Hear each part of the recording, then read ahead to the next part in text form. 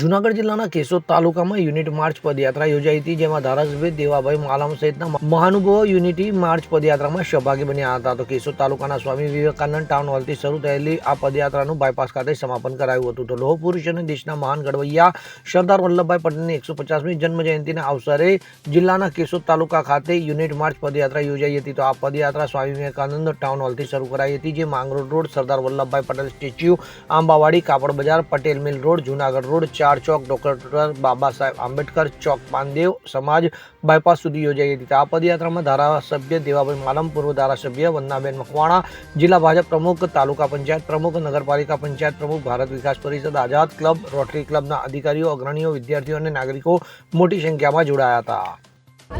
આપણે યુનિટી માર્ચનું આયોજન કરવામાં આવ્યું છે. આ યુનિટી માર્ચ આપણે કેશોદ નગરપાલિકા ટાઉન હોલથી શરૂ કરવામાં આવી છે અને કેશોદ બાયપાસના સુધી એન્ડ કરવામાં આવી છે. આ જે આપણે યુનિટી માર્ચ છે એમાં બધા લોકો, શહેરજનો અને ગ્રામજનો જોડવામાં આવ્યા છે.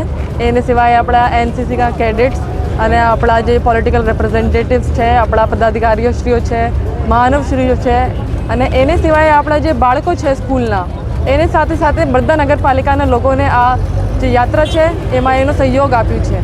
આપણે આ યાત્રા 8 કિલોમીટરની હતી અને આ 8 કિલોમીટરની યાત્રામાં વચ્ચે સાંસ્કૃતિક કાર્યક્રમ આયોજન કરવામાં આવ્યું છે અને એને સિવાય અહીંયા પાણીની વ્યવસ્થા અને જ્યુસની વ્યવસ્થા પણ કરવામાં આવી છે.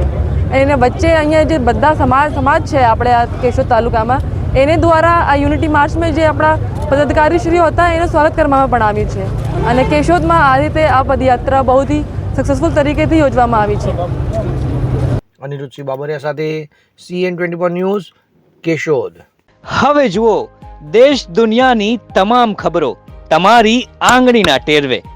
ઉઠાવો મોબાઈલ અને Google Play Store પરથી ડાઉનલોડ કરો અમારી CN24 ન્યૂઝ મોબાઈલ એપ.